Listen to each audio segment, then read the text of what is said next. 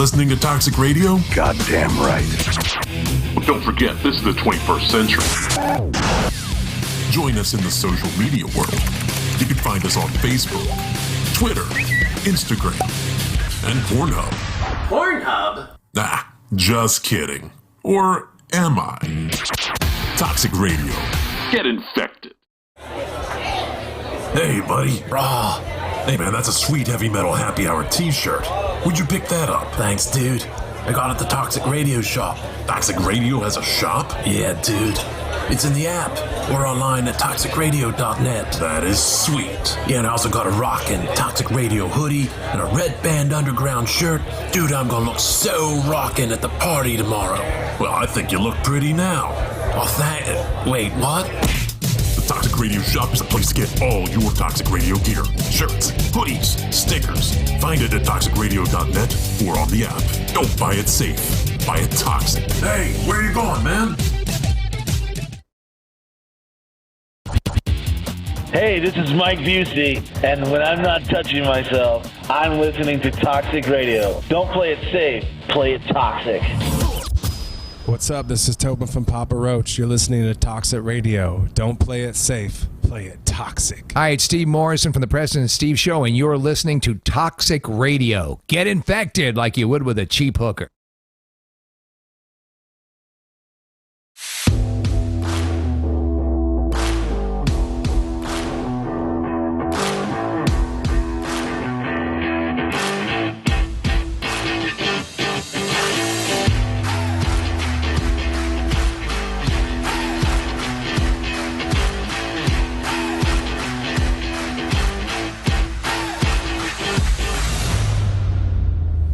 What's up, everyone?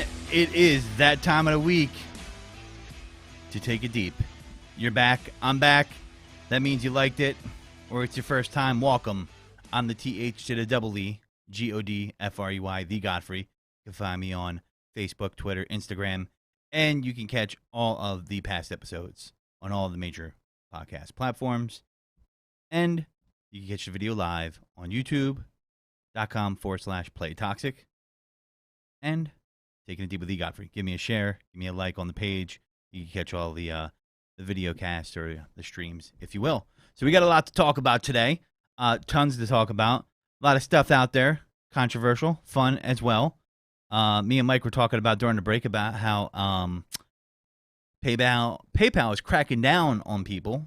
Venmo, banks in general. And I don't know if they're really cracking down, but the government's making them crack down. No, trust me, it's the companies. I don't know. Well, I'm reading about the bill here, and I'm bringing it, fresh on the mind. IRS would track all bank transactions over $600 under Biden plan. Businesses revolt. So, I did actually get an email from my credit union saying they were opposed to it, and they were asking me to sign a petition or something to that effect. I did sign it. All right. I don't know how much fucking good that will do, but as I skim through this, it seems like another way to fuck the little person. Pretty much. It blows my mind that we have this kind of legislation. And here's the thing. I know I don't want to go down this whole rabbit hole of, well, this is Republican, this is Joe Biden, this is Trump, this is that. If you haven't figured out by now, nobody gives a fuck about your broke ass, then you're fucking stupid. Well, it's plain and simple. It doesn't matter what party. You have to realize that no one gives a fuck about your broke ass. No, nobody does. But here, to play devil's advocate, in terms of the company of Venmo, PayPal, Cash App, these are great services that people use all the time to transfer money easily and without fees between individuals, whether you're paying half on a bar bill, on a restaurant bill, or on vacation, what have you. They use it very easily to split gas, whatever you need to do. So the app itself doesn't make any money from individuals that are doing this. The way they make money is from the businesses that utilize their app for transactions like Grubhub, like Uber, or any other place or actual brick and mortar store that uses their services. They're going to charge a fee for those services through the business. Now, if a business doesn't use that and uses it as if it's a personal account, that kind of makes it so the company can't grow and enhance its features. I see both sides to it on the company's part, not the IRS's part. Yeah. So here's the thing about that, and if you're behind on your taxes, I would suggest getting current as soon as possible. They're proposing to fund the IRS with $80 billion that would make them audit more. Here's the thing about that. All these guys shelter money that are ultra rich. I don't think they really give a fuck about $600, right? So why is the threshold so low if that's part of the reason that they're using it to fight it? And it just, once again, they're going to foot the bill to the middle class. And just kind of bullshit. I mean, think about it. The Biden administration has made it clear it plans to beef up IRS auditing by expanding the agency's funding and power. Biden's last proposal will require banks to turn over to the Internal Revenue Service bank account information for all accounts, including more than $600. So I guess we're going to have to go back to the days of the coffee can and cash is king again. So, when your grandpop used to hide it in the basement in his empty Folgers can, that might come back in style. So, might have to have the old bank of mattress. It's a smelly bank. Yeah. And taxes are low on it. So, in a sharp pushback against the proposal, more than 40 trade associations, some of which represent entire industries or economic sectors, signed a letter to U.S. House Speaker Nancy Pelosi and Minority Leader Kevin McCarthy, minority Republican, majority Democrat, raising the alarm about the plan. The letter, which includes support of several banking conditions. And I'm bringing this up because I've seen people posting this all over Facebook. It is a hot topic of conversation. There's some things to understand. There's some misunderstanding. There's some things that, have been passed and haven't been passed. But that's why we're going to go through this real quick. It includes support of several banking coalitions, calls on Congress to reject that requirement, saying it violates customer privacy and would create an incredibly expensive and elaborate reporting requirement for the banks. So here's the thing. I see what they're trying to do, but I don't support it because this is why. They bring up another good point here as it continues on. While the stated goal of the vast data collection is to uncover tax dodging by the wealthy, my question is, if that's the case, why is the threshold $600? Am I wrong, Mike? Am I seeing this bill wrong? You're absolutely correct. The threshold. I mean, when I saw the threshold, like I said, I saw this through the whole Venmo thing. Venmo's threshold was $20,000. To go from $20,000 to $600, I was like, that is an extreme. Here's my thing, dip. and what makes me laugh about this is maybe it could help curb illegal drug dealing, things of that nature. But guys like Jeff Bezos doesn't have a credit union fucking account with cash in it. The guys that are dodging the ultra amount of taxes that are literally buying the government, they don't have bank accounts like that. In fact, their bank account's probably on a fucking resort where they give them slippers when they walk in, a cigar and hand warmers, or some guys there to fluff their ball sack. No, they pay individuals, they pay accountants that will go through insane amount of files and bills and laws that will find every little loophole so that they don't have to pay taxes. Mm-hmm. If in any way, shape, or form on TikTok you watch the money making guys, the guy that talks about buying a property and renting and all these guys constantly talk about, when it comes tax time, right away the first thing they think of is, okay, how do I get away with paying the least amount of taxes? One guy went as far as to buy a jet because the jet could be a write-off. And that's crazy because that was in the last tax bill. They made a jet a write-off. Yeah. What bullshit is that? Who's that help? The guy bought a jet, and because his accountant said teachers can't write out school supplies though. There's no way. His accountant said there's no way you're gonna have to pay this amount in taxes. He said, no way am I gonna pay that amount. He said there's no way out of it. He went and bought a jet and was able to write off the jet, and because he wrote off the jet, he didn't have to pay the taxes. Those are the guys you should go after, because to me that's the epitome of greed. Okay, you're making so much money, you're worried about your tax bill, and you have to buy a private fucking jet. This shouldn't be going after regular citizens that are just trying to support their household. Complete BS. If I was ultra rich, I wouldn't bitch about taxes. I'm sorry. Some do. Once you have like 20 million, a million, let's say 5 million, how much fucking money do you need? So here's my question though. If you were like hella rich, I said hella. If you were hella rich, how much do you think is hella rich? Like rich to the point where you never have to work again in your life? Are we going Jeff Bezos rich? Are we going big time rapper rich? Are we going 5 million, 10 million, 50 million? Like, All right, let's say $5 million. let's say you've got, let's double it. Let's say you got 10 mil. Mm-hmm. Let's say you got 10 million. And you have the ability, you have the money, you have the resources to dodge the taxes. You're using the government's own laws, their own regulations, their own infrastructure that they've put in place to not pay taxes. Well, that's a problem in the first place, right? But I totally agree. That's the point. That's the point I'm making here. Is this isn't designed to go after those individuals? Right.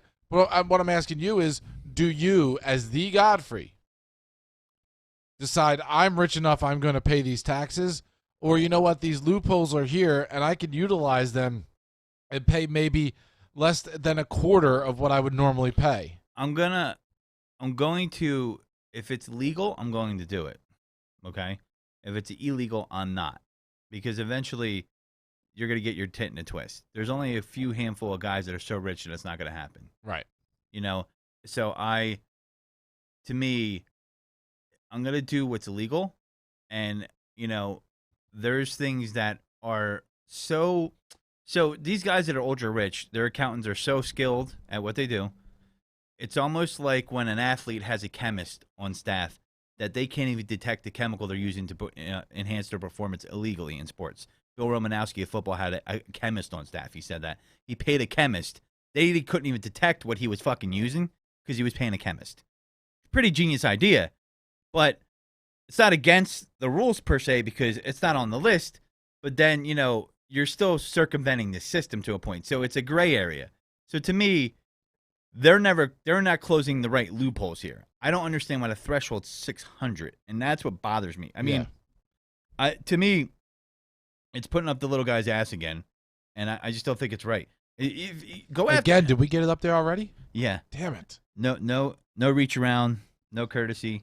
So, you know, as it continues on, while the stated goal of this vast data collection is to uncover tax dodging by the wealthy, this proposal is not remotely targeted to the purpose or that population, which I was just saying.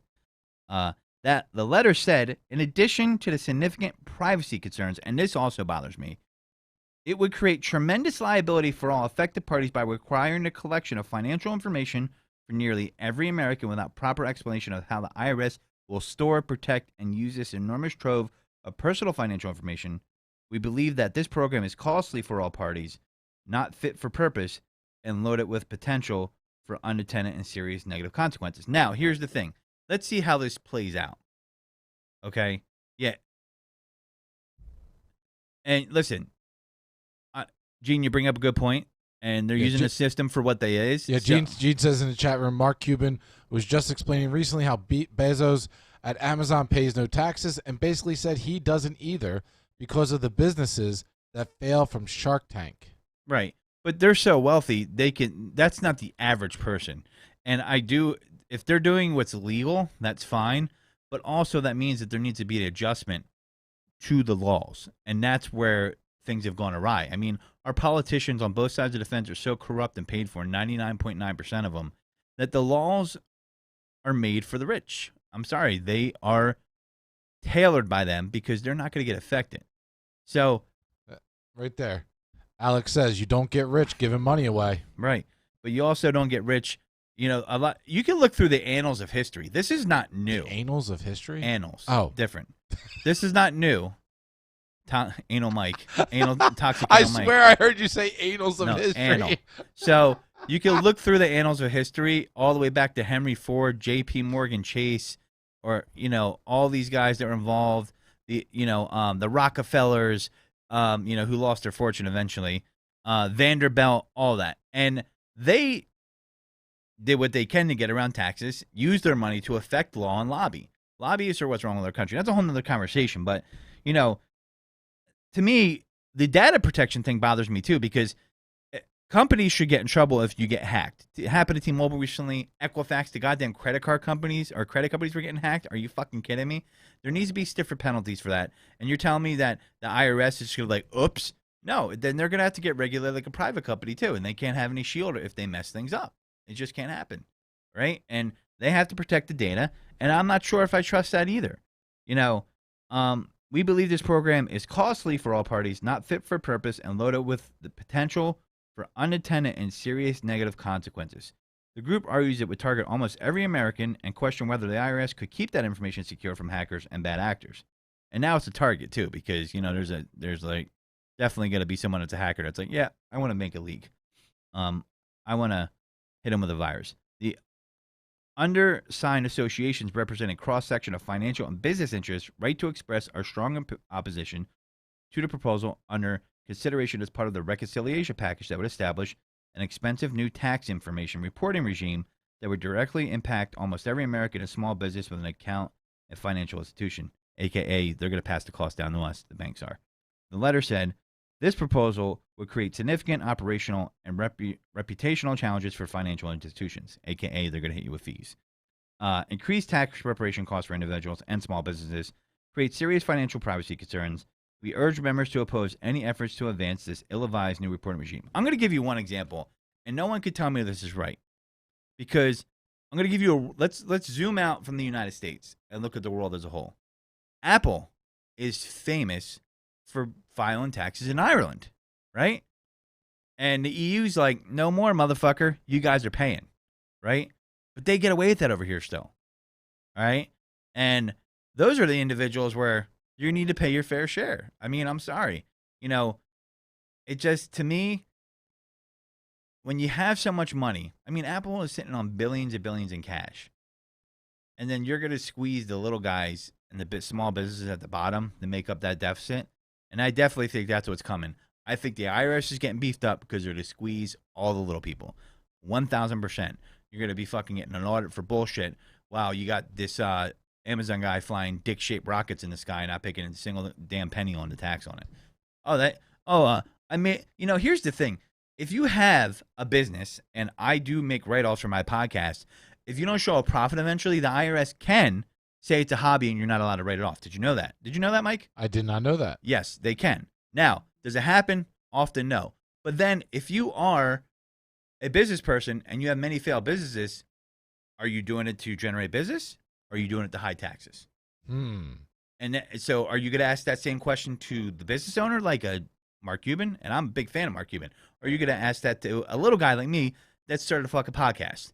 Oh, I see that you wrote off $4,000 against your salary, blah, blah, blah. Oh, okay, cool. Thank you for auditing me. You're going to really save the country with this audit right here. Yeah, thank you. I appreciate you doing your civic duty, asshole. You know what I mean? And that's the thing that bothers me. And that's the whole thing that I say, Mike. I know you disagree that, laws like that are for poor people. And it's just, to me, like a guy like you own your own business, right? I do. And I mean, is that right? Or we're going to audit this guy because he had some extra lunch receipts. I don't know if it's that petty, but they're saying they're dumping money in specifically to audit people and have more manpower. Now, the one thing that I do like about Republicans is that they usually stranglehold the IRS and don't fund it. So, I mean... Well, and they're shooting themselves in the foot by auditing small businesses, especially at a time like now. I understand you have to have checks and balances, but to the extreme that this is going, I don't know what it's going to entail. Yeah, the U.S. Chamber of Commerce officially condemned the bill this week, calling it an existential threat to the economy. The reconciliation bill is effectively 100 bills and one representing every big government idea that's never been able to pass in Congress. U.S. Chamber of Commerce President and CEO Susan Clark said this bill is an existential threat to America's fragile American economic recovery.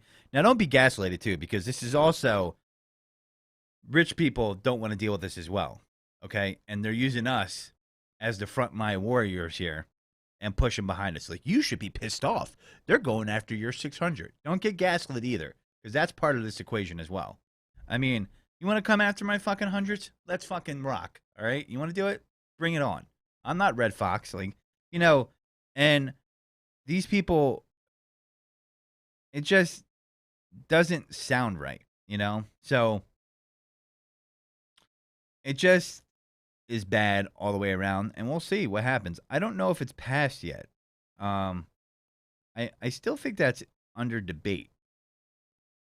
I don't know if it's fully went through yet. There's some people that are opposing the bill. So I could be wrong. We'll update you on that. But that's that. It seems pretty shitty. I don't mean to hijack your show. I'm Then don't. No. Okay, never mind. No. I just saw something that is. What did you see? I don't know if this is true. It's courtesy of Underground on Top on Facebook. It says breaking. Now I didn't know this. If this is well known, that Dr. Dre, Kendrick Lamar, Snoop Dogg, Eminem, and Mary J. Blige are headlining the 2022 Super Bowl halftime show. Cool story. No, you don't care about that. I mean, it could be cool. I mean, I'm hyped for that. I mean, Dre, Eminem, Snoop. I like the football game, so I go to get snacks at the halftime.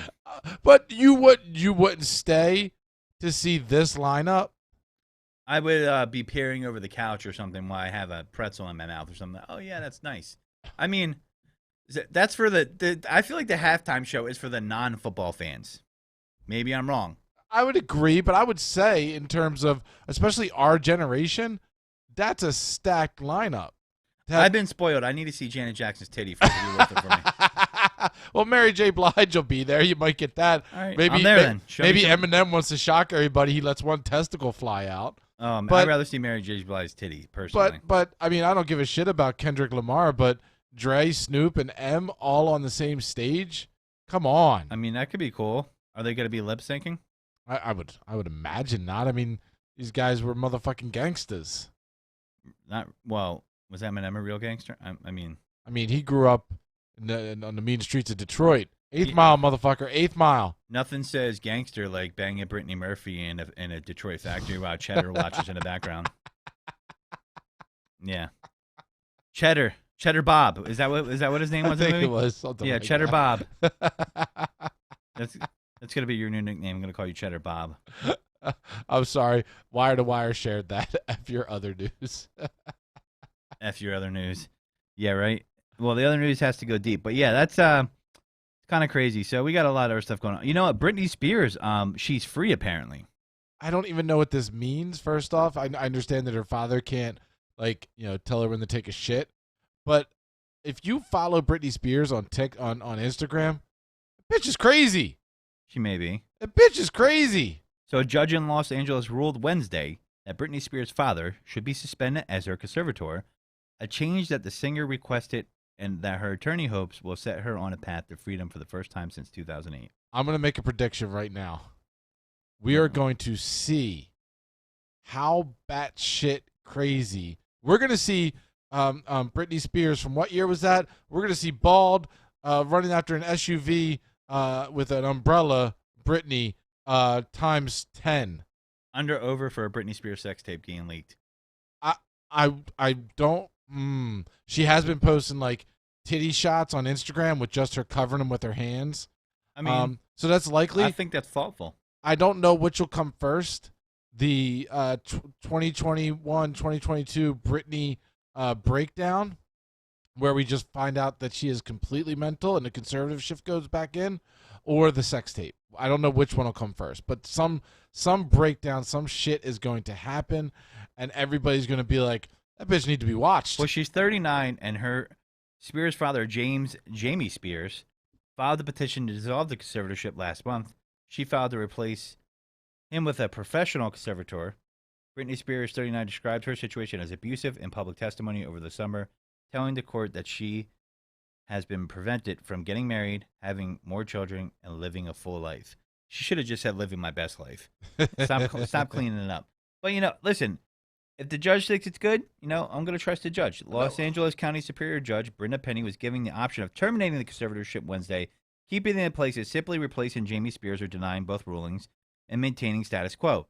She could have also delayed a ruling and request more evidence before she decided. But she said the situation is not tenable. The situation is toxic. Toxic radio. There you go. Penny said Penny approved accountant John Zabel as a successor to Jamie Spears. We're going to hear that John Zabel and them and her lovers watch, who will be required to hand over documents to the new conservator of the estate. A hearing to review the suspension and petition to end the conservatorship is set for November 12th, about 3 weeks before Britney Spears' birthday. So here's the thing about that. I'm not going to go on and on about this. what made me think about this when I bring it up was when I was listening to KYW news. It's on FM now, 103.9 for traffic, because traffic was kind of ass, not horrible today, on my way over here over the bridge. And they were talking about this, and in the background, they interviewed Britney Spears supporters. And I'm thinking to myself, like, they're like, yeah, she's finally free. She's free. She doesn't need any fucking help. She's got a lot of money. She's got lawyers out the ass, accountants, a whole fucking team. Mm-hmm. She's going to be fine. She doesn't need your support. You know what I mean? I just think it's hilarious, you know, and you are the cucks of the week, you Britney Spears supporters, because you're over there like, we're going to, Britney is free, and the Free Britney movement helped make her free. Let me ask you a question here. Did Free Britney make Britney free, or did her money make her free with her access to a kick-ass lawyer? One or two, Mike. Oh, obviously the money, but I'm still just, as you're talking, as you're bringing it up, as you're saying Britney is free, you know what? Seeing everybody be so excited is great, but god damn, that stair ride down is going to be great. Just watching her tumble down the stairs. Maybe she's hitting matured. every freaking stair on the way down and getting to the bottom and just being beaten and bruised because she needed to be watched. All afternoon, supporters gathered outside the Stanley Moss Courthouse waiting for news. A stage was set up outside the entrance where Free Britney organizers, Pound Free Britney, and gave people... We're pounding Britney? No, it's Pound Free Britney, Oh. hashtag Free Britney, gave people a platform to share their stories about others who have been negatively affected by conservatorships, such as former Star Trek star Nichelle Nicholas. Okay, so Nicholas, who was diagnosed with dementia, has been in a conservatorship since 2018 and has been isolated from loved ones in a nursing home, according to her friend Angelique Fawcett. So here's the thing. There are some major flaws in a conservatorship, all right? I get that. I'm not debating that. I'm just saying that Britney Spears, you know what I would challenge you to do is, since these people supported you and they were trying to relate to you through your struggle, why don't you set up a charity to support them to get out their struggle, because you have the means and access to, and they don't. Why don't you do that? Put your money where your mouth is. That's what I think. Put it right where your mouth is. Recognize your supporters and help them. Help people that are stuck in something that might be toxic. It could be an older person with dementia that's being taken advantage of. It could be a younger person, you know, and tell your story and then help them. You know, I think, you know, there could be some positive that comes out of that. But they said that her dad was putting listening devices in and spying on her and things of that nature, you know, and I don't know if he was right. I'm going to say he probably was wrong, but I do have to say, if you're dealing with someone with a mental health crisis, that shit is real. And you can judge all you want until you're in those shoes and in that circle, what you have to go through and the means you may have to go through to protect someone from themselves. So be quick don't be so quick to judge. You know, you're going to immediately jump on her side because you're like, who the fuck is James Spears? No one cares. You know, she got $8K a month allowance. That poor motherfucker. Here's my question, though. You can't afford a good lawyer on that allowance. You know what? I could get it. I'll get a really good Philly DUI lawyer for that allowance, all right? We really did, at least I did, find out about the whole term of conservatorship and what it was all about through this whole Britney thing. Is it just, it seems like the whole conservatorship thing is really a rich people thing. You don't know a lot of poor people or middle-class people that are crazy that are getting conservatorships. At least I haven't heard of them. They're not popular. You don't hear of them at the water cooler at work. So yeah. I'm wondering if it's just a rich people thing. Yeah, I don't know. It's kind of crazy to me. It's I don't know. Britney doesn't really need your help, guys. Hate to break the bad news to you, and you are the cucks of the week. So there you go. There's that. You know, new Sopranos movie is coming out. I'm pretty hyped about that tomorrow. The Saints of Newark. Have you been? Are you a Sopranos guy, Mike? I mean, when Sopranos was out, I mean, big time. Those were the days you had to be at the TV when that shit came on. There was no. Me too. I caught it late. I caught it like 3 seasons in, and then I caught it all up. Yeah, I did that too. Yeah, because they would have but you had to watch it on reruns or VHS. Or I was watching it on VHS. Or I think that was around the time, right, of DVDs or DVD. A little bit of a crossover. I got it from a public library. They would rent out the whole. You were that guy. Yep. You were that guy. Free. Free. For free. I'm hyped for it. It really does add a little something that it's James Gandolfini's son playing the part. It really does help with the with being sold on everything that is happening.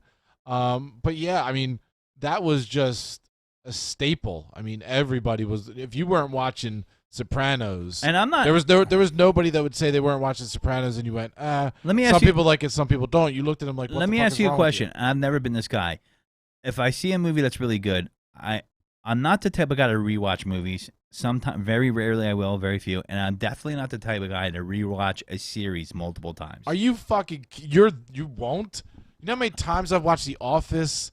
You know how many times I've watched Parks and Now, Rec? are you watching it, or is it in the background while you do work? Because that's two different things. I do both. I legitimately do both. If there is nothing on TV and because if we're counting that, there's series that I watch multiple times that are on the background while I'm not even looking at it, and I hear it. So I will name a few. Parks and Rec, like I said, The Office, Always Sunny in Philly is one. I'm trying to think, but there's a list that goes on and on. Full House. I mean, I'll still watch that shit when it's on. There's a ton. They're just not coming to me right now. But if they're on, I'm going to watch them. Married with Children. I will still go to On Demand to find Married with Children to watch that. The Man Show. I have the whole DVD collection. I'll still watch that. Show. When Adam Carolla was still cool. Yeah. When he wasn't becoming a political cuck. But yeah, like I've watched still like all Adam these Carolla. things. Just I don't know. You know what? I hit a wall with he brings up Ozark. I hit a wall with Ozark. And like season 3. I don't even know what that is. It's a show. There's certain shows where I will hit a wall, and I'm just like, okay, and it loses me because the ridiculousness goes to a certain level. I never finished Dexter. I hit a wall with Dexter after season 3. I'm like, to me it was like, how many times is he just gonna kill people and they just fucking disappear and they never find them? I'm like, it just became unbelievable to me. Weeds, I ended up finishing, but I hit a wall in the middle of that when she ended up burning down a whole fucking development. Weeds, I remember that one. And I'm just like, okay, Game of Thrones is an excellent one, and if I had to pick one to rewatch, it would definitely be that. So Tom, you do get my approval right there. Bell of approval. My bell of approval, because I would rewatch that if I had to pick one. The Wire is probably one I would rewatch, one of the best of all time. I was so good. But Brokeback Mountain is one movie. It's not a series, Mr. Long, and I've never actually seen it. So, but Mike tells me it's great. So here's the thing about that. The Sopranos, the many Saints of Newark. So I picked up on an article. It's all on Yahoo. It's called 5 Sopranos episodes you need to watch before the new movie. So this might be for people that haven't seen the whole series.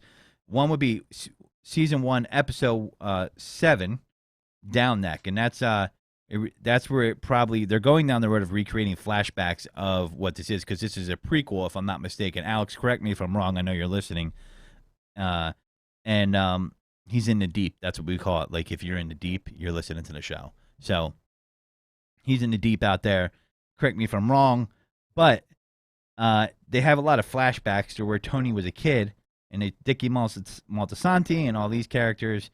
And, season 1, episode 7 goes through that. It is a flashback that recreates when Tony and his rebellious sister Janice, who was, I think, Bobby Baklava's wife. Oh, my God, Janice. Yeah, witnessed their dad, Giovanni, something else. Johnny Boy Soprano, being carted off by police while at an amusement park. So, goes through that. Then season 3, episode 2, a black person finally takes stage in the center of Sopranos universe with Leslie Odom Jr.'s Newark character, Harold McBriar, a fixer for Dickie, who becomes his rival. Harold confronts his racism from disparaging mobsters and gumas, so an Italian term for mistress. So that's another one. That's the second one you should see. The third one is season 4, episode 1, For All Debts, Public and Private. These are the titles of the episodes, so if you want to look them up and kind of get a cliff notes before the movie comes out tomorrow, and you want to watch it, I believe it's going to be in theaters and on HBO Max if you're subscribed to that service. And in that 10th season 4 opener, Chris tracks down the cop Barry Haydu, Tom Mason, who allegedly murdered his dad, Dickie, breaking into his home and handcuffing him. Chris angrily interrogates Barry, who denies any involvement in the killing. Newark depicts Dickie's death outside his home when Chris was just a baby, allowing viewers to see whether Barry really killed him. So, That's Chris Moltisanti. Season 6, episode 18, Kennedy and Heidi. Newark opens the shot of Chris's tombstone with Chrissy himself narrating from beyond the grave. I met death on Route 23, he says. So that's another good one. And the last one is season 6, episode 21, Made in America. Plenty of famous Sopranos locals pop up throughout Newark, including Mobster Hangout. I'm always say Satriel's Pork Store. I think I actually got that right. But none is more iconic than Holston's Ice Cream Parlor, where Tony may or may not have been gotten whacked to the tune of Journey's Don't Stop Believin', which would be the last episode. So I'm pretty hyped for it. I'm going to watch it. You're watching it, right, Mike? Oh, definitely, absolutely. I mean, I haven't. This is one of the first movies that I've been kind of excited to see in a long time, I think. This is it. Yep. All the great stuff that's been out. What have I missed?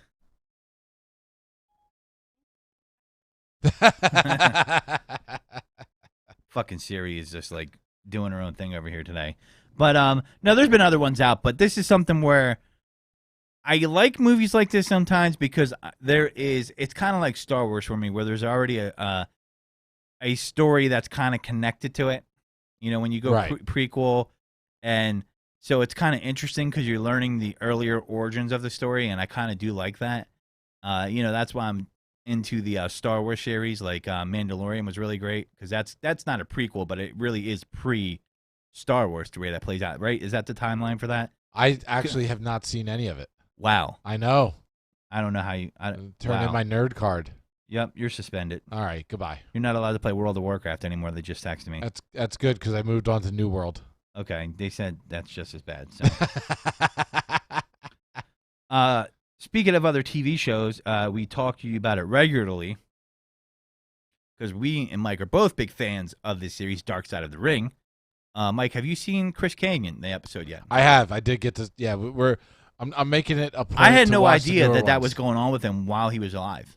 I did not either. And I'm surprised because he was apparently a big fixture on Stern with it for a while. He was a fixture on Stern. Yeah. So that was Artie Lang years. They show him on. Yeah, they showed him with an interview on Stern and a couple of other appearances from other wrestlers talking about him. But I was able to learn that he was he became a regular guest of Stern. Yeah, I mean, I think that's a tale of he was tortured by hiding his his sexual status. And I think he might have made it a bigger deal in his own head than it actually was. 100%. Well, I mean, the fact that he was, I'm trying not to, well, I'm not really spoiling anything. I mean, once you know he's gay, I mean, the rest is just icing on the intricate story is really, I can't tell verbatim. So, even if I tell you things, you're going to have to want to see it because you get to see people's reactions to it. The fact that of his, his filing system is what really got me. Yeah, or when he dropped the box of gay porn when moving, and he was trying to explain it to his cousin. I was like, wow, that's such an 80s thing. I mean, it's not only an 80s thing. A 90s if you're thing. moving with your buddy and you're so lackadaisical with your gay porn box. Well, the guy said he kind of wanted. It's almost like he wanted someone to find it. He had to have, because if that is your gay porn and you want nobody to know you're gay, you are wrapping that motherfucker up 20 times to make sure it stays shut, that nobody's peeking. Nobody's dropping it, and accidentally it falls out. Mike's he's preaching from personal experience. I know what to do when you got a box of gay porn. You don't want nobody to know about it. Mike's like, yeah, I'm not. You don't just, you don't do one of those nonchalant closing of the boxes where you do the four corners and close them so that they're tight. No, you tape that motherfucker. You put a couple of boxes on top of it, and you put it down in the corner on the bottom in the back so nobody's peeking. Yeah, so it cracked me up because I wasn't laughing at the guy's thing. He was very talented, and I didn't realize it when I was watching. I do not love gay porn. Sorry, Mr. Gaylord. So, he is a talented wrestler, but this series is great because it goes in depth behind the character, behind the man, and he had a thing, and I don't know if it was true or not. It was hard to judge. There was a gimmick where they had him coming out singing a Boy George song. Right, it came out while Undertaker was in Jericho the ring. thinks it was on purpose because someone knew and put him up to it. Other people deny. Then this is where I think he was wrong. He thought he got fired because he was gay. I don't agree with that. I don't think he did. I think that the WWE is known for letting talent slip through the cracks at certain points. And remember, when he was there at that point, there was no competition per se for WWE. They owned ECW, they owned WCW. WWE was where you had to be to make a big paycheck at that point in the wrestling industry. Now you have AEW, and all their talent isn't re-signing because they took away their Twitch accounts, things like that, and leaving WWE and going to AEW, and it's kind of great because now it's creating competition, and that's when wrestling was at its best. I think the WWE gets lazy when they're the only ones on the hill.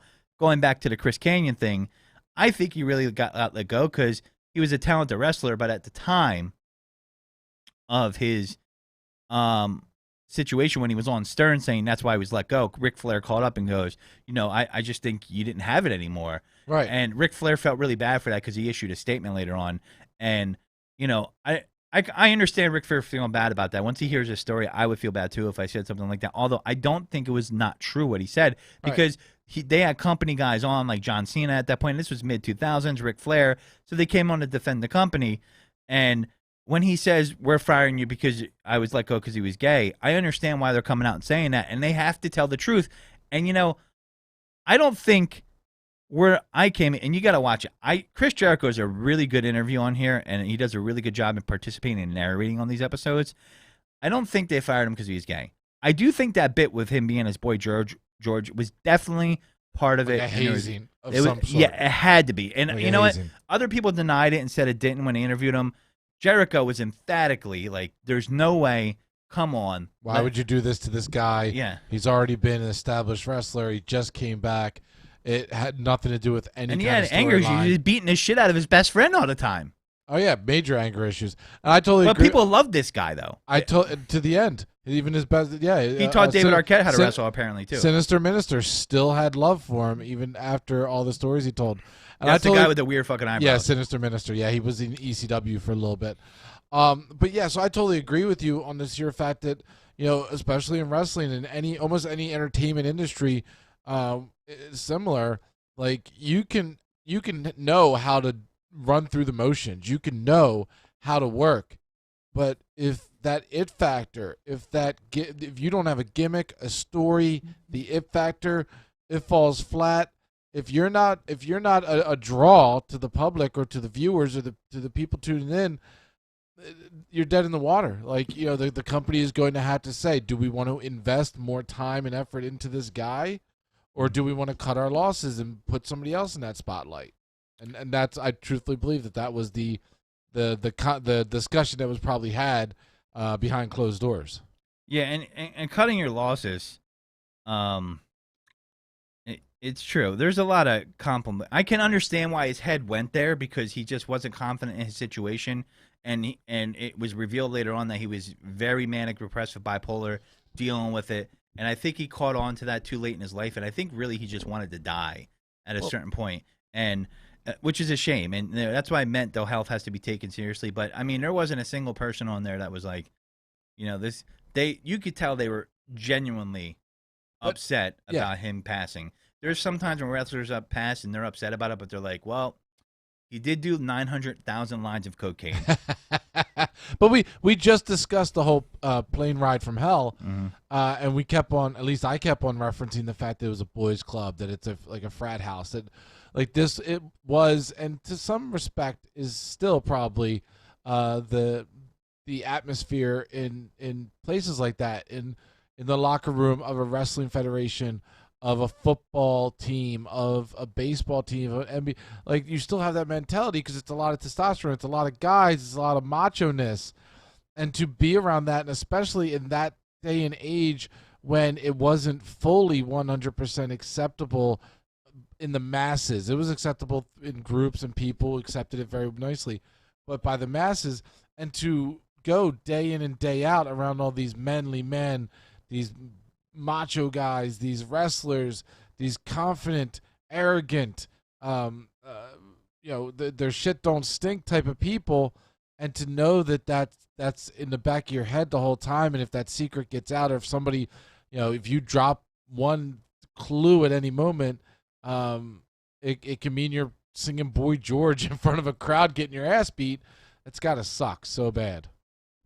Well, what sucks bad is, and what sucks ass is, there's a I story didn't want to say sucks ass. I was trying about to a stay away from guy that. that developed a rare condition that made him come out of his ass. It's called a rare complication from a catheter. Might have made this man ejaculate through his anus for 2 years. There's a picture of it, but I'm going to spare you from that. He spent 2 years nutting out of his butthole. I'm just going to take myself off screen. You have fun with this one. Jesus. before seeking help in a case that perplexed and impressed researchers. So basically, a hole developed near the urethra, and it was basically missing. It could be in an area you can mix pee and poo, but instead, for this guy, it created a new passageway for his sperm to travel, and instead of flowing out of his dick, as you might expect, it took a hard left out of his anus. And that is our weird story of the week, and it's true. And I'm gonna have Mike post it for you. Actually, I'll put it in the chat for you guys, so that way you could see. If you, I know there's some sick people in this group, Brad, that will want to check something like this out. And there it is. But yeah, it's a rough one. But when I read that, I was like, that can't be true. It was true. So check it out. But I wanted to talk about our mush of the week, and our mush of the week is employers. You know, what I hear a lot, especially in a lot of work I do during the day, is people are short-staffed. I hear from a lot of small businesses, this isn't their fault. But I hear that people don't want to work, and people don't want to do this, and I do think that's true. But I've always felt this way even before the pandemic, and now people are saying they're having trouble finding workers. I feel jobs make it more complicated than they need to for people to get hired. And I've always felt that way. I feel like there's an underbelly of an industry that is HR related when they sell them HR products, how to schedule people, how to evaluate keywords in a resume, how to do this, how to do that. And there's staffing shortages going on, but did anybody ever think there's staffing shortages going on with people that have to hire people? You know what I mean? Doesn't that kind of make sense, Mike? Like, there's not enough people to hire it. So there's a article on Business Insider throwing resumes into the void. Job seekers describe frustration on sending hundreds of applications and having nothing to show for it, right? So we often hear about, I think with the job shortage going on, or I shouldn't say job shortage, but people say there's a lot of staff shortage. I think it's a two-way street. And again, this doesn't apply to small business owners because I think they're a little bit more, they're not as cumbersome as their application process. But the gentleman explains Tim Glaza's resume is just, I'm sorry, Brad, I didn't mean to out you, my bad. We'll have an outing show for you next week. Tim Glaza's resume is just about as good as it gets. He's an Eagle Scout. I didn't know that should apply to your job. Graduated last year with honors degree in operations and supply chain management, plus real-world experience from an internship where he tackled a company's $13 million problem.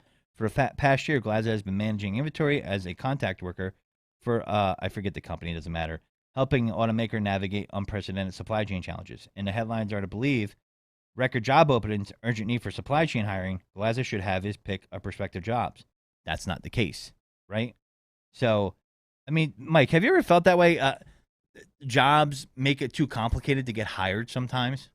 Yes and no. I know that when I got back into the job market and looking for a job, the fact that most anywhere I was going now required, like you had no say to go through a temp agency, which made you applied for the job there, then you go in for that interview, then you have to go to the temp agency. It was a pain in the balls. I think that it's somewhat easier because you have the ability to go on. It depends on what kind of job you're looking for.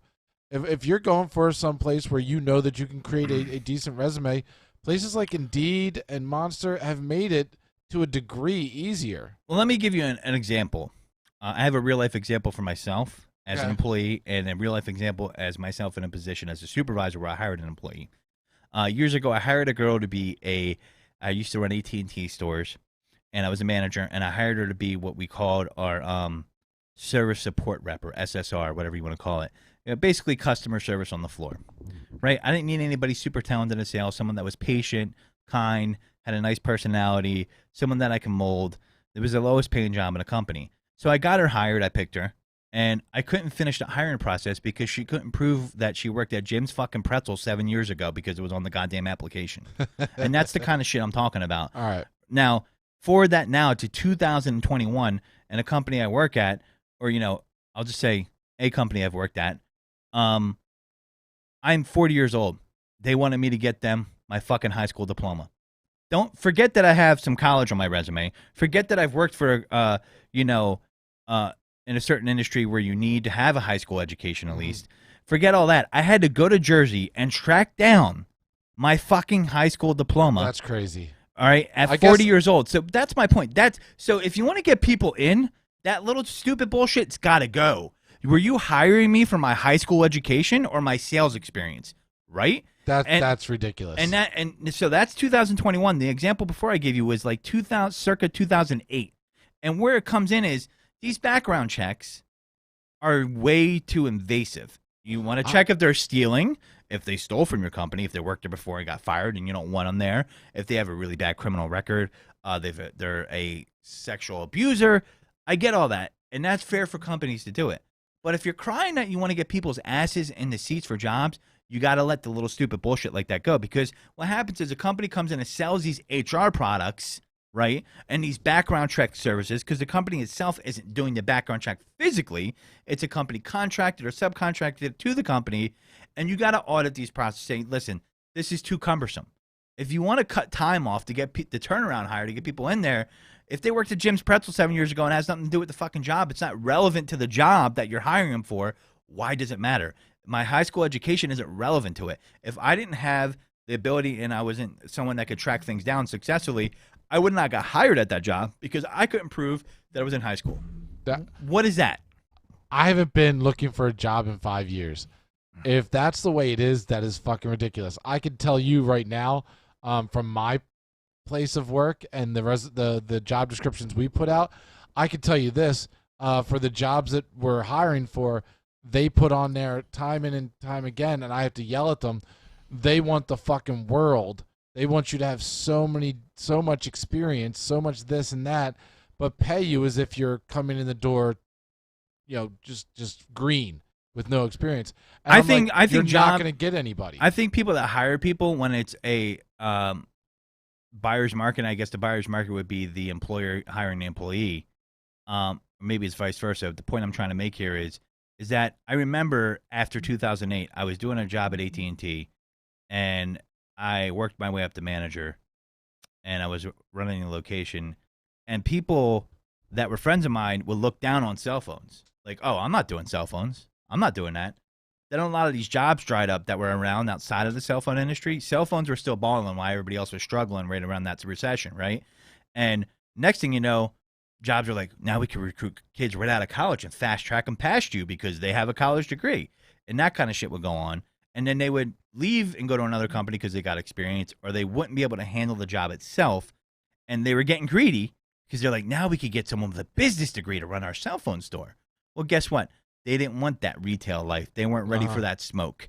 And, long story short, I ran a store that I ended up leaving the company, and the guy got that my space after me, and it went out of business, and now it's a fucking Legoland. So the point of me saying that is jobs get greedy, and they have this idea of what fits into it.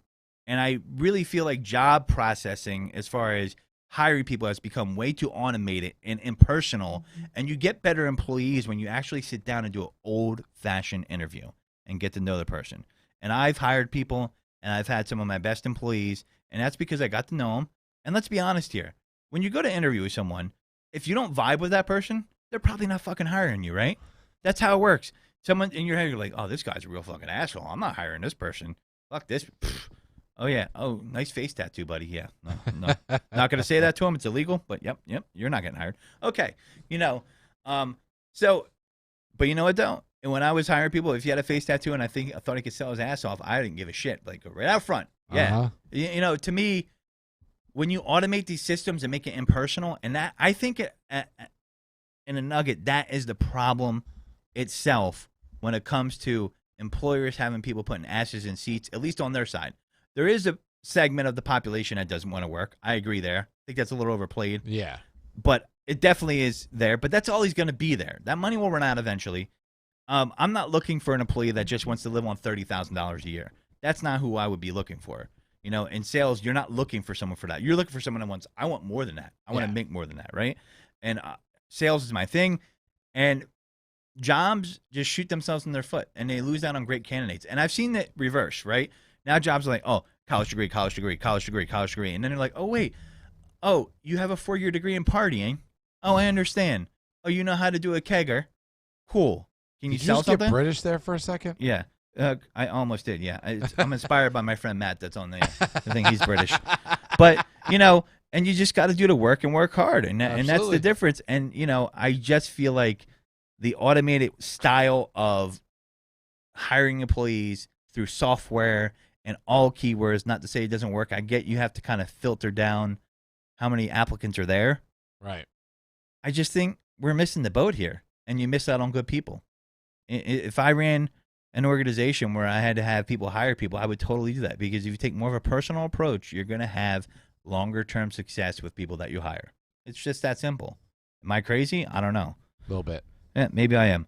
But I just thought that was interesting, because I think a lot of people have felt that, where you try to get a job and I'm like, you really want me to find that? I mean, I remember I was trying to get back in wireless and I was interviewing with T-Mobile, and they wanted my fucking tax returns. I had to go get my tax returns from 04 because I put something on there. So the lesson is, don't put anything on your resume that you can't fucking prove, or you're going to have to basically be Inspector Clouseau and go back to your 05 tax returns to prove that you worked there. You know what I mean? It just, they're not hiring you. They're hiring you based off the experience. If you're a good manager, you're going to know if they're full of shit or not. Some people interview really well, but, if they're able to get past you just by interviewing well, you're a shitty manager, in my opinion. I guess sometimes you're going to get the best at it and you'll get fooled. No one's perfect, but that's that. But anyway, thanks for tuning in, folks. Thanks for listening. We moved it right along for you today. And if you want to catch all of our episodes, you can ask Alexa to take it deep. She will help you do that.